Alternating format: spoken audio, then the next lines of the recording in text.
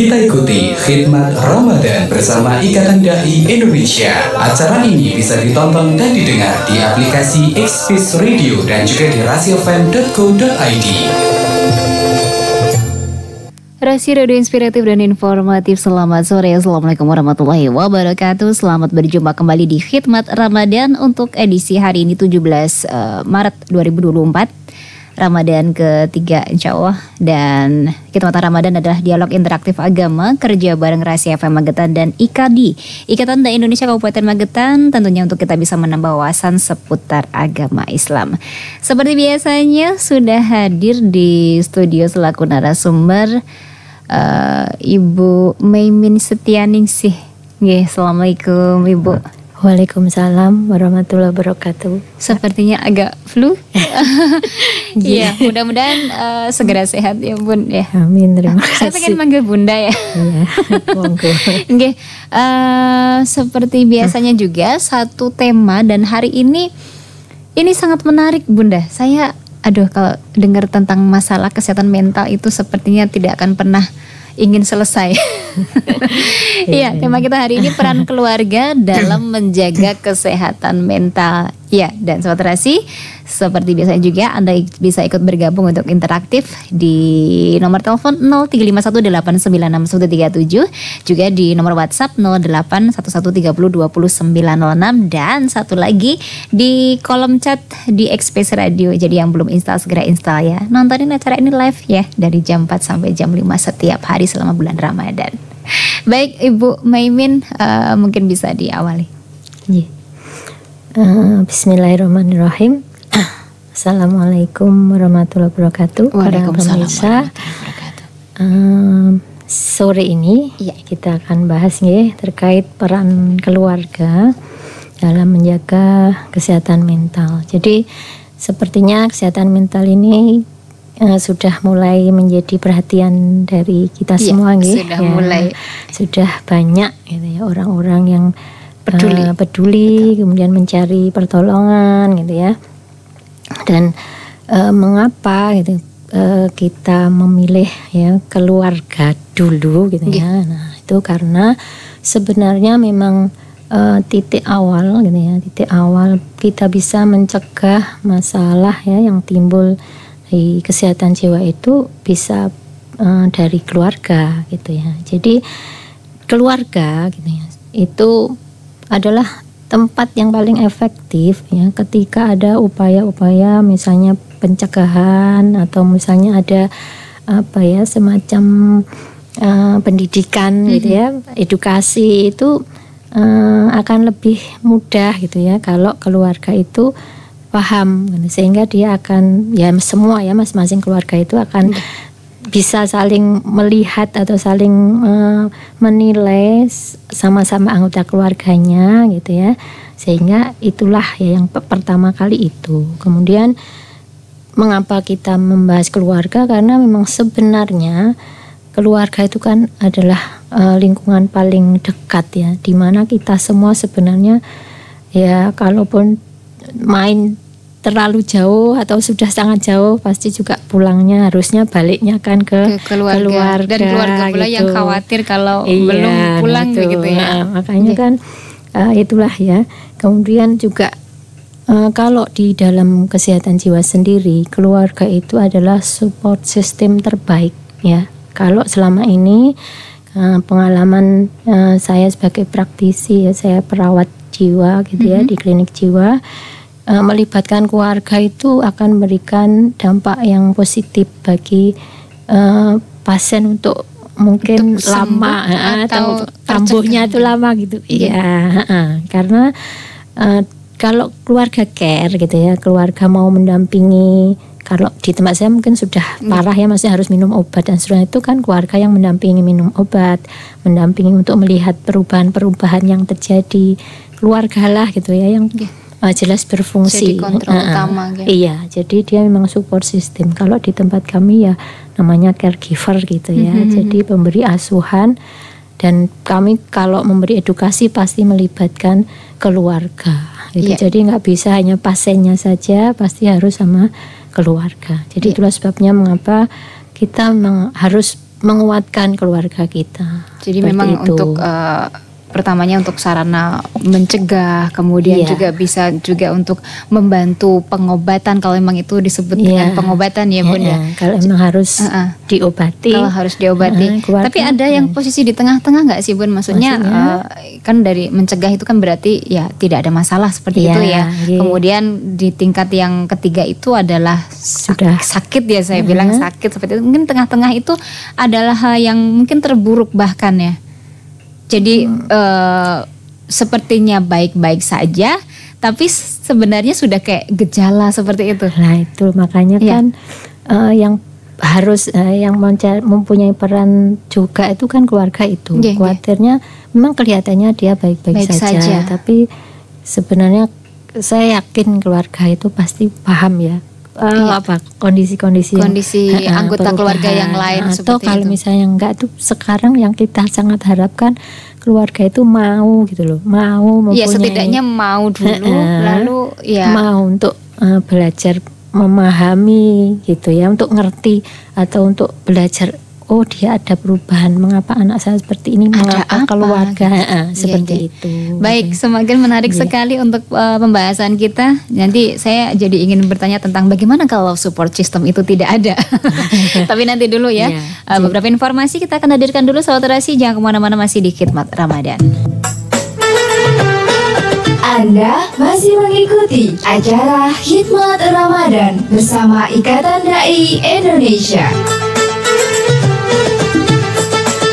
Baik Saudara Simak kita dan seputarnya masih di Khidmat Ramadan, juga masih bersama dengan Ibu Maimin dengan satu tema kita, peran keluarga dalam menjaga kesehatan mental. Ya, tadi saya belum beritahu bahwa Ibu Maimin dari PD Salimah ya. Okay. Dan tentang keluarga tadi menjadi hal yang sangat penting, paling penting bahkan ya, untuk bisa mendukung baik itu pencegahan, pengobatan atau Ya, apa ya, aku bilangnya rehabilitasi lah. rehabilitasi, terapi seperti Terapi, itu ya. iya. Oke. Lalu nah saya ini dulu ya. Saya tuh baca bahwa ada tempat-tempat yang memang sangat nyaman untuk orang-orang yang mungkin sudah mengalami gangguan mental ya Bun ya. Ini yang pertama adalah kamar tidur, alam terbuka, restoran, rumah sakit. Kemudian yang paling penting adalah sisi orang yang dicintai dan mencintai. Nah mungkin ini bisa yang disebut keluarga tadi ya. Iya. Atau rumah. Ya. Mungkin sebutannya rumah ya. Rumah keluarga. ya. Rumah. Kembali lah gitu. Oke. Gimana Bun? Ya makanya memang ya banyak ya dari pengalaman tuh ya seperti itu ya, memang ada di mana dia memang sebagai orang yang mengalami ya mungkin semacam ya gangguan gitu ya di jiwanya, itu memang membutuhkan support dari orang lain, support dari tempat lain, support dari hal lain. Iya, kalau alam terbuka itu kan mungkin dia gitu juga bisa gitu. Biasanya mungkin gitu ya, kepala saya kok berisik sekali, dia mungkin juga butuh, coba aku pengen relaksasi di tempat yang hening, di tempat yang mungkin kita bisa istilahnya mengosongkan pikiran kita atau menghentikan berisiknya gitu. Tapi tadi sempat saya singgung sedikit bagaimana kalau support system atau bisa dikatakan rumah atau keluarga itu tidak ada. Artinya memang benar-benar tidak ada gitu. Jadi apakah bisa kita menjalani kayak pengobatan itu sendiri atau kita berusaha untuk sembuh sendiri karena kita memang merasa sakit tadi seperti itu? Ya, berarti ya. Tapi sebentar dulu, seperti ada yang bergabung. Kita terima dulu. Halo, selamat sore. Assalamualaikum. Waalaikumsalam warahmatullahi wabarakatuh, Bapak Suwarno. Ya, begini. Assalamualaikum Bunda. Waalaikumsalam warahmatullahi. Mohon maaf, saya itu kan saya cuma mendengarkan, dan saya itu sering mendengarkan. Saya itu selalu dekat dengan radio. Saya itu selalu miris sekarang ini mendengarkan tingkah laku anak-anak sekarang itu. Kok sekarangnya ada main sarung yang diisi batu, itu baru puasa berapa hari itu di Surabaya itu sudah kena razia. Kemudian itu loh ikut-ikutan melihat sholawat sampai jauh terus nggak pulang beberapa hari gitu tuh. Terus sekarang ini kok macam-macam anak-anak itu seperti yang diberikan yang dipaparkan oleh Bunda tadi, seperti anak yang sakit mental itu. Di sini ini ada beberapa orang. Tapi yang itu bisa diobati, tapi kalau orang tuanya itu memang membersamai gitu loh. Tapi yang tidak mau bersama dibiarkan. Cuma nggak bisa cepat sembuh ya. Tapi nyatanya itu beberapa tahun ini ada yang sembuh, berobat di istilahnya didatangi, kalau nggak mau didatangi. Pengobatan tradisional seperti itu ya mungkin Pak Warno, bukan? Gimana? Dari puskesmas juga. Oh, ada program seperti itu. Iya, di tempat saya itu ada. Malah sekarang ini anaknya itu mau kalau ditanya mau mencari siapa itu, orang tuanya senang banget. Kalau mau diantarkan enggak bisa jalan sana.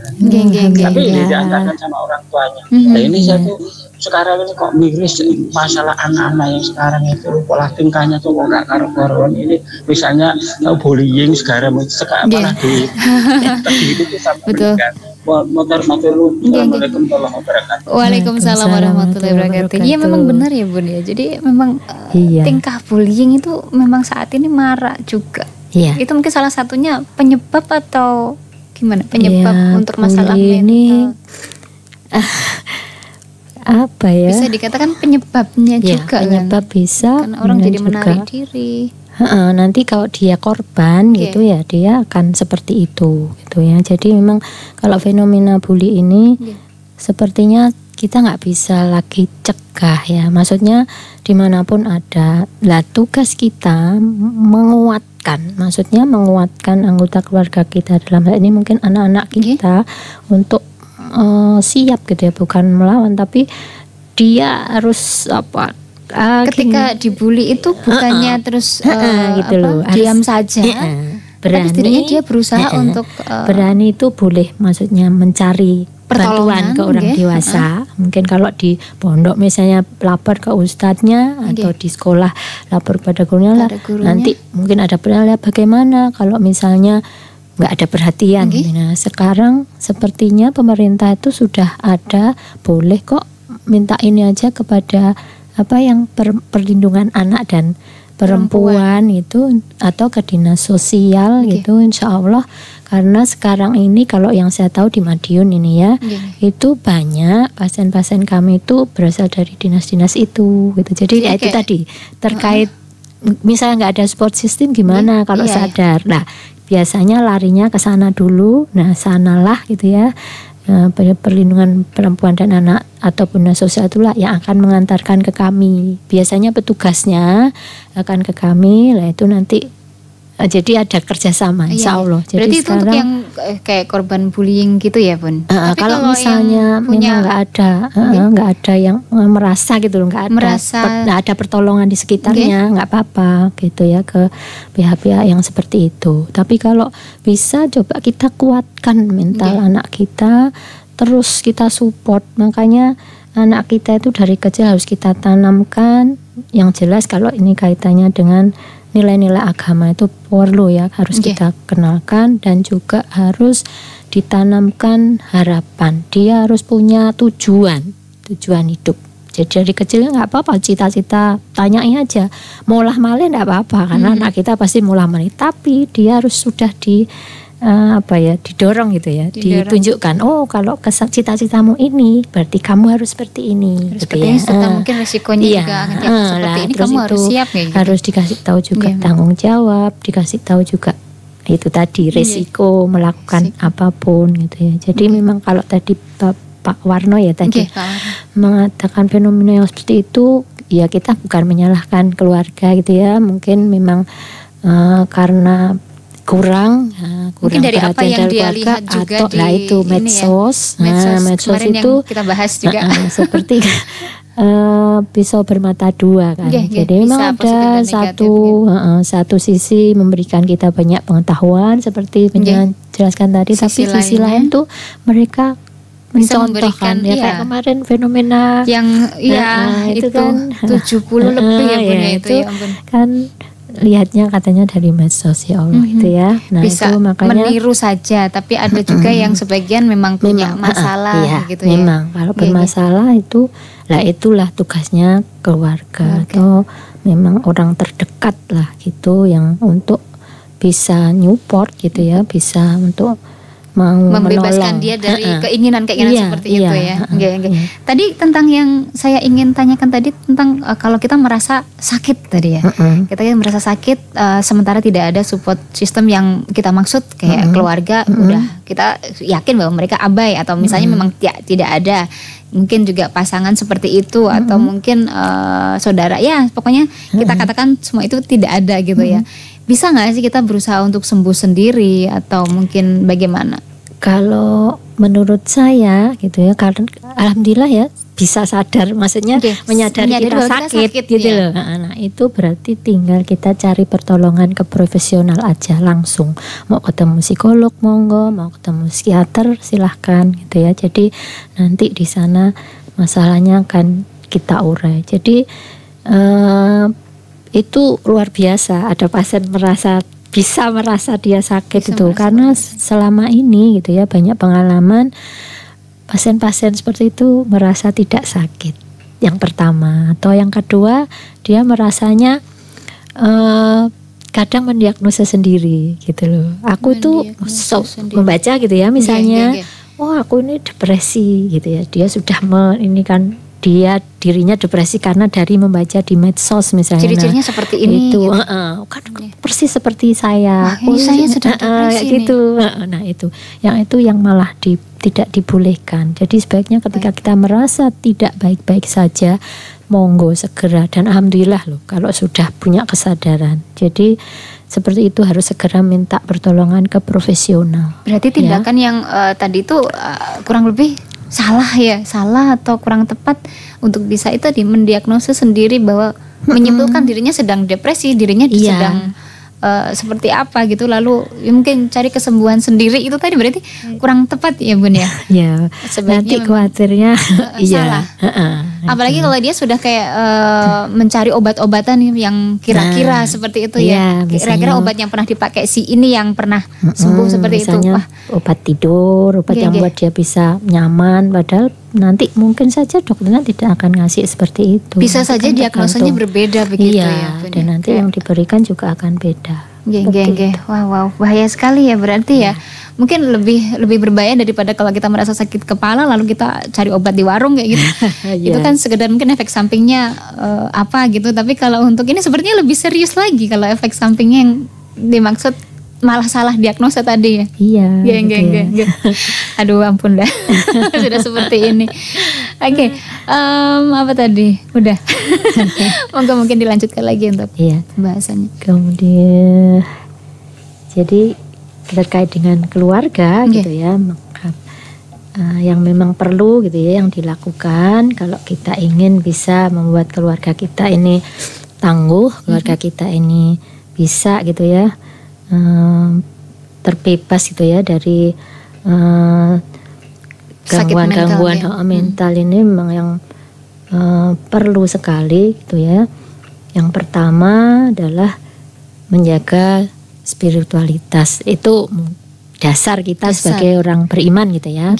Karena dengan menjaga sisi itu ya, orang beriman tuh pasti punya harapan gitu loh. Jadi itu penting. Jadi orang banyak ya, kebanyakan orang-orang yang sudah menjadi pasien kami itu kan orang yang benar-benar gak punya harapan lagi. Dia sudah merasa hidup tuh apa, mau apa, nggak gitu. Iya, kadang-kadang keinginan yang memang benar inginnya itu ya udah selesai. Makanya itu biasanya langsung ya harus punya harapan dulu, dan harapan itu kayaknya hanya dipunyai gitu ya, semangat berharap itu hanya orang-orang beriman. Makanya tapi saya pernah membaca ini tentang harapan hidup tadi ya.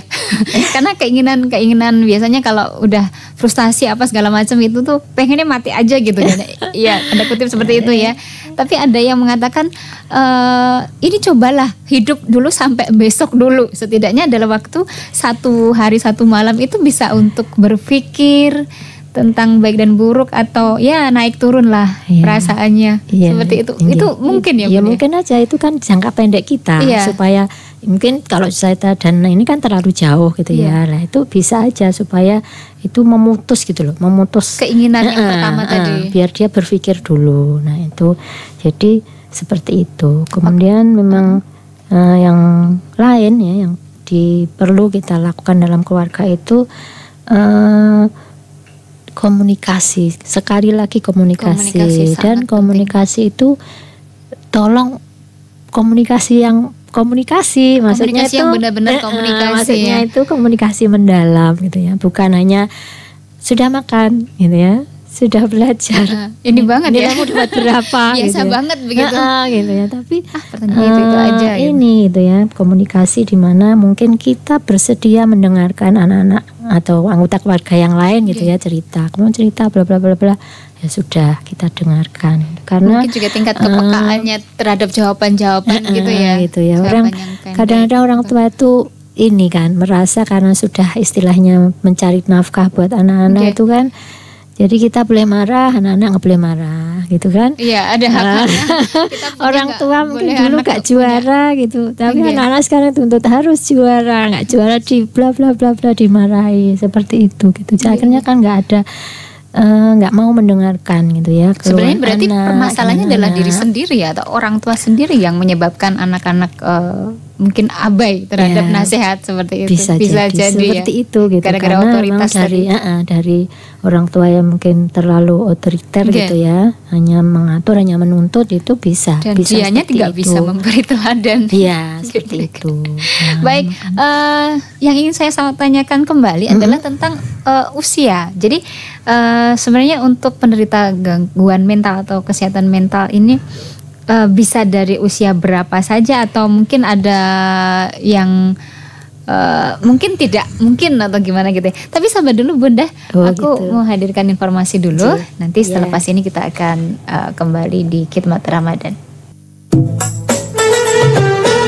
Anda masih mengikuti acara Khidmat Ramadan bersama Ikatan Dai Indonesia. Baik saudara Sidi Paket Anda seputarnya, kita masih di Khidmat Ramadan, masih bersama dengan Ibu Maimin, dan tentang peran keluarga dalam menjaga kesehatan mental ya, tentang rentang usia tadi Bunda. Oh iya. Gimana? Kalau pengalaman saya semua usia gitu ya, semua usia itu bisa. Iya. Jadi kalau anak-anak mungkin yang mencolok yang sering kita lihat ya ABK gitu ya. Selain mungkin gangguan perilaku, maksudnya gangguan perilaku itu gangguan penyesuaian, misalnya karena bully tadi itu akhirnya gitu banyak juga. Kemudian remaja apalagi sekarang ini. Remaja iya. Sepertinya jadi, yang lebih banyak remaja itu ya Bun, sepertinya ya. Remaja itu sangat rentan gitu ya. Ya itu tadi mungkin kita nggak bisa menyalahkan sebenarnya memang, tapi media itu sangat berpengaruh. Makanya kontrol untuk media kepada anak-anak itu kan penting. Kalau di tempat saya tuh anak balita ya benar-benar kami larang, nggak boleh. Padahal kalau anak sekarang untuk menenangkan kata orang tua masih kecil aja sudah dipegangi HP. Padahal semakin dipegangi ya akan muncul kayak gitu. Pasif agresif. Karena semuanya serba ya apapun bisa dilihat dan iya seperti itu. Terus kalau contoh yang ulung kayak gitu ya anak-anak iya gitu ya. peniru kan, peniru ulung ya. Terus kalau orang tua ya juga banyak juga sekarang karena kasus ekonomi, karena apa ya, intinya cemas karena masa depan gitu kan ya kan. Itu sesuatu yang belakangan ini selesai belum selesai sih. Apa? Yang habis ini yang pemilu semacam itu ya. Tapi yang tidak ada yang periksa ke tempat saya. Ya itu salah satunya untuk yang harus disiapkan ya. Iya gitu ya. Jadi kalau yang lebih kalau orang sepuh itu biasanya gangguan perilaku ya. Jadi karena istilahnya kalau tempat saya demensia, pikun itu termasuk gangguan juga. Iya, akhirnya kalau mempengaruhi orang lain, pengaruhi beliau sebagai pasien ya iya, misalnya terus nggak mau tidur, terus mengganggu yang lain, itu ya termasuk biasanya harus kami biasanya dibawa ke kami untuk setidaknya mendapatkan biar dia tenang, biar nggak karena kadang marah-marahnya tuh ya marah-marah ke orang lain. Kalau ke keluarga mungkin nggak apa-apa, tapi nanti semua orang dimarahi itu kan ya. Iya. Seperti itu. Iya. Atau mungkin ini ya, orang tua yang mungkin ditinggal anak-anaknya kesepian. Itu juga banyak. Penyebab. Jadi merasa kosong, merasa nggak berguna lagi. Apakah sudah gitu. Menjadi sampah kayak bahasa iya, itu banyak, gitu ya? banyak juga. Banyak juga. Makanya mengapa keluarga penting gitu ya? Karena kalau misalnya di keluarga yang ada lansianya ya harus juga paham gitu. Karena seringnya kalau kita lihat sekarang ini keluarga itu lebih ini pada keluarga inti ya, sehingga kalau misalnya ada apa-apa tuh ya pokoknya keluarga inti aja gitu. Makanya itu juga mulai ya keluarga besar tuh sudah mulai agak terkikis ya gitu ya. Tapi alhamdulillah kita masih punya Ramadan, saya punya Idul Fitri gitu ya. Baik ya. Kita kembali lagi ke religi kita ya. Jelas itu bisa menjadi peran yang sangat insya Allah penting. itu silaturahimnya nggak diputus gitu. Terutama kalau kita menjalankan ibadah ini tuh bersama-sama, sepertinya akan lebih lekat lagi ya nanti. Di situ ada komunikasi, di situ ada makanya ada waktu. Salah satunya juga punya waktu bersama. Itu jadi nggak harus lama tapi tetap harus punya gitu, sehingga kita semua merasa ada orang lain di sekitar kita gitu. Ada orang yang support kita, ada orang yang menyemangati kita gitu, mendukung kita. Nah, itu perlu sekali. Dan juga kalau seperti itu kan nanti akan muncul apresiasi ya, jadi sedikit tapi itu akan berperan besar ya apresiasi ini. Makanya tadi mungkin pernah bilang bahwa wong liya gak ngerasa nih yang kita rasakan itu apresiasi itu perlu gitu. Jadi validasi apa ya jadi kalau jadi apa ya istilahnya, kemajuan sedikit saja gitu harus kita apresiasi kita berikan. Pokoknya harus kita acungi jempol, harus kita dorong. Sudah membaik, sudah ada perkembangan, harus seperti itu. Jadi supaya anggota keluarga kita yang sedang dalam posisi tidak baik-baik saja ini yaitu merasa terdukung, merasa merasa ada semangat, ada yang support seperti itu gitu. Jadi pentingnya seperti itu. Tadi tentang pengobatan dan terapi bagi yang sudah memang sudah berada di kondisi sakit tadi ya Bu. Iya. Itu bisa terapi saja, bisa obat saja, bisa dua-duanya. Terus nanti itu bisa berganti-ganti itu atau seumur hidup. Ada yang pernah mengatakan itu mengkonsumsi obat itu kalau untuk depresi seumur hidup seperti itu. Kalau di tempat kami memang ada, kalau sebenarnya bukan depresi ya, kalau di tempat kami istilahnya ODGJ, schizofrenia, itu memang harus mengkonsumsi obat seumur hidup, karena sekali saja tidak mengkonsumsi ya harus balik lagi dari awal, dosis awal gitu ya. Karena kalau makanya itu pentingnya keluarga itu terutama. Jadi benar-benar iya, schizofrenia. Mungkin kita kenalan dulu apa itu sebenarnya bukan wilayah saya ya. Jadi sudah gini aja, schizofrenia itu kalau orang kalau di kita orang gila gitu loh. Sudah lupa semuanya gitu. Sama ODGJ. Ya orang dengan gangguan itu jiwa sama, seperti gitu. Ya. Yang lain-lain mungkin kalau depresi itu mungkin lebih belum sampai seperti itu sih. Belum Atau sampai itu diagnosa yang lain. Diagnosa gitu ya? yang lain juga bisa. Tapi mohon maaf ini bukan wilayah saya. Jadi nanti ketimbang ini ya. Baik, jadi baik. psikiater lah itu nanti yang menangani. Baik. Lalu kaitannya dengan bulan Ramadan ini mungkin untuk bisa memperkuat tadi ya benteng pertahanan untuk bisa terhindar dari gangguan mental, mungkin bisa lebih lebih nyata apa yang bisa kita lakukan di keluarga. Sebenarnya kalau di keluarga yang paling mungkin ya yang paling bisa kita lakukan saat ini pertama ya kebersamaan dulu. Bersama berbuka, bersama sahur. Nah, dalam kebersamaan itu pasti nanti bukan pasti ya kita coba kalau selama ini mungkin komunikasinya belum pas, belum terbuka, kita coba mengurai karena kelihatannya komunikasi itu mudah ya, tapi kalau belum pernah melakukan itu juga butuh itu tantangan tersendiri gitu ya. Misalnya orang tuanya biasa diem aja, papa diem, mama diem itu juga nggak mudah loh memulai mengajak anak ini anaknya juga nih gitu apa dengerin kayak gitu bisa betul. jadi kayak gitu juga gitu. Tapi ini adalah saat yang sangat tepat ya saat kita mungkin ayo puasa tarawih, ayo tarawih kemana bareng, sahurnya bareng, nah itu tadarus gantian, nah itu insya Allah cara ya buat bisa kita paling enggak yang bisa kita manfaatkan waktunya, apalagi lama ya setidaknya 1 bulan. Sebenarnya kalau kita bisa terapkan insya Allah ya karena 1 bulan itu gitu ya kalau ibu sama putrinya putranya juga nggak apa-apa. Iya banyaknya jadi koki laki-laki. Jadi seperti itu. Oke. Dan ya mudah-mudahan kita semuanya juga terhindar dari gangguan mental walaupun itu ada di sekitar kita mungkin gitu ya. Iya. Baik, beberapa informasi kembali kita hadirkan. Jangan kemana-mana dulu, masih di Khidmat Ramadan. Anda masih mengikuti acara Khidmat Ramadan bersama Ikatan Dai Indonesia.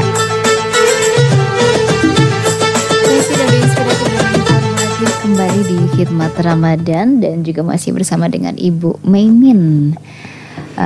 Peran keluarga untuk menjaga kesehatan mental. Baik, bisa dilanjutkan Ibu. Iya, mungkin masih tambahannya ya, bagaimana agar keluarga kita bisa tangguh, biar kita siap gitu ya, biar keluarga bisa support gitu ya. Kalau mungkin ada yang ada gangguan lah gitu gejala. Nah itu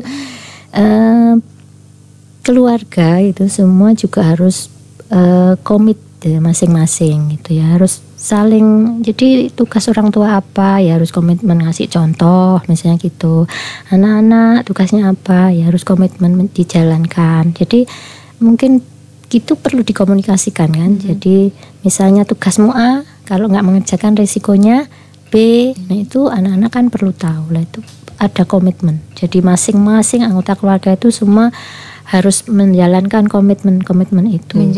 Membuat, kemudian menjalankan dan saling mengawasi. Iya, saling dukung gitu ya. Karena kalau enggak nanti ya. Jangan kata orang tua melakukan kesalahan udah diam aja gitu ya. Padahal sebenarnya sudah ada kesepakatan gitu ya. Nanti kalau melakukan ini ada sanksinya ini gitu ya. Harus nggak apa-apa nak, tegur aja bunda. Seperti itu. Mungkin kayaknya sekarang mendidik harus seperti itu nggih. Jadi anak-anak itu bukan hanya objek sekedar, kita gitu ya, hanya tapi, kita kayak wayang misalnya gitu ya. Bukan gitu. Tapi kayak partner ya. Kalau sekarang begitu, harus begitu gitu ya. Jadi dia bisa ngasih masukan dan mungkin kita juga menerima gitu masukan itu gitu. Karena memang gitu ya. Cara kita didik saat ini kan beda dengan waktu kita dididik waktu itu gitu. Sangat itu jauh gitu. Tantangannya pun sudah berbeda gitu. Kondisinya juga sudah berbeda. Dan kemudian memang perlu sekali terkait edukasi ini. Jadi meningkatkan kemampuan kita semua anggota keluarga itu mengelola setiap krisis dalam rumah tangga kita, ya, apapun gitu. Jadi mungkin dimulai dengan karena edukasi, banyak-banyaklah membaca gitu ya, mendapatkan pengetahuan dari berbagai literatur, buku dan seterusnya gitu, dan itu bisa kita terapkan gitu ya, ketika mungkin salah satu anggota keluarga kita mengalami gangguan terkait kesehatan gitu. Ya. Jadi kita punya kemampuan dulu mengelolanya. Baru kalau kita memang sudah menyerah tapi kita sudah tahu, nah kita bawalah gitu ya anggota keluarga kita kepada profesional kayak gitu. Jadi setidaknya kita memiliki pengetahuan dulu, lalu kemudian kita ya mengasah kepekaan kita terhadap anggota keluarga yang lain. Kalau ada yang sepertinya salah gitu ya, mungkin kita bisa ngobrol dulu. Kalau kita sudah kewalahan atau kita merasa tidak mampu, menghubungi profesional tadi untuk bisa mendapatkan pertolongan yang lebih seperti itu ya. Mungkin ada yang penting, sangat penting untuk disampaikan kepada sahabat Rasi. Mungkin bisa sebagai kesimpulan juga. Sebenarnya di ujung-ujungnya kunci utamanya itu memang komunikasi.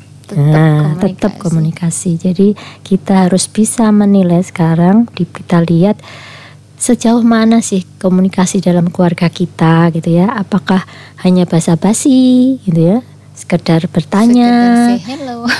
Kemudian ya itu si hello tadi nggak mendalam gitu ya. Kemudian jangan-jangan malah gibah, membicarakan orang lain. Nah itu kan bisa saja masuknya, bisa saja kan ngerasani tetangga kita misalnya. Tadinya curhat lalu bisa seperti itu. Nah itu makanya itu perlu. Nah kita kalau tahu seperti itu, ayo gitu ya, kita coba tumbuhkan komunikasi kita supaya bisa menjadi komunikasi yang mendalam gitu ya. Caranya salah satunya, ayo stop membicarakan orang lain ya, dan fokus pada keluarga kita. Karena keluarga kita banyak masalah kita itu kalau nggak ada masalah paling tidak kita juga punya rencana-rencana kan pasti harusnya seperti itu. Bukan cari masalah ya. Jangan gitu. Kita mencari hal kecil yang mungkin bisa meningkatkan kualitas keluarga kita gitu. Makanya itu kan perlu. Kadang-kadang hal-hal kecil yang mungkin orang lain anggap biasa, bagi kita di keluarga kita sangat berarti ya. Bisa jadi kan makan bersama misalnya di rumah saja, tapi bisa bersama, itu bagi kita sudah luar biasa. Mungkin orang lain, makanya yuk fokus sama diri kita aja gitu. Yang terakhir, intinya semua juga adalah mau mendengarkan gitu ya. Karena dengan mendengarkan kita akan bisa memahami gitu ya. Jadi kita nggak bisa menilai orang itu dari pikiran kita gitu, dari yang kita lihat aja gitu. Jadi mungkin saja misalnya anak-anak kita dia nggak mau ngapa-apa, kita menilai gitu. Belum tentu gitu ya bahwa ternyata yang ada dalam hatinya penilaian seperti yang kita kira seperti itu. Nah itu.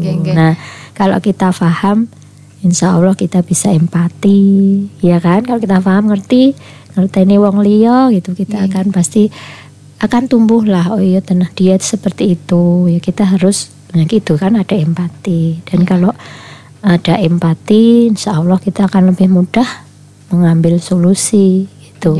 Termasuk mungkin menyampaikan apa yang ingin kita sampaikan. Ya, maksudnya kalau kita memang tidak berkenan dengan sesuatu, ya kita sampaikan saja. Nah itu mungkin ayo mulai sekarang. Ini juga seperti latihan tadi supaya enggak kalau ada tindakan-tindakan bully tadi ya, berani menyampaikan. Mungkin salah satunya latihannya di rumah gitu ya, menyampaikan keinginan, menyampaikan keluhan atau gitu ya, menjawab tidak misalnya gitu kayak gitu. Jadi intinya mulai sekarang ya kita monggo buka komunikasinya, kita dengarkan anak-anak kita, keluarga kita yang lain kayak gitu ya. Jadi supaya mereka juga bisa merasa bahwa ada orang lain yang mau peduli dan mau istilahnya dia berbagi, itu ada yang mau menerimanya gitu. Supaya nggak mencari atau berbagi di luar tempat sana yang lain. Belum tentu benar. Seperti itu. Baik, terima kasih Ibu Maimin sudah hadir di studio selaku narasumber untuk hari ini, dan mudah-mudahan apa yang kita sampaikan untuk hari ini bermanfaat untuk sahabat Rasi. Amin. Amin. Alhamdulillahirrahmanirrahim. Iya, dan terima kasih Sahabat Terasi, itu tadi khidmat Ramadan untuk edisi hari ini bersama dengan Ibu Maimin, dan mudah-mudahan sekali lagi bermanfaat. Insya Allah ketemu lagi besok di jam yang sama di program khidmat Ramadan. Baik, sekali lagi terima kasih untuk kebersamaan Anda. Selamat sore. Wassalamualaikum warahmatullahi wabarakatuh. Terima kasih, baru saja Anda ikuti khidmat Ramadan. Acara ini dipersembahkan oleh Radio Rasi FM Magetan dan bekerja sama dengan Ikatan Dai Indonesia Magetan.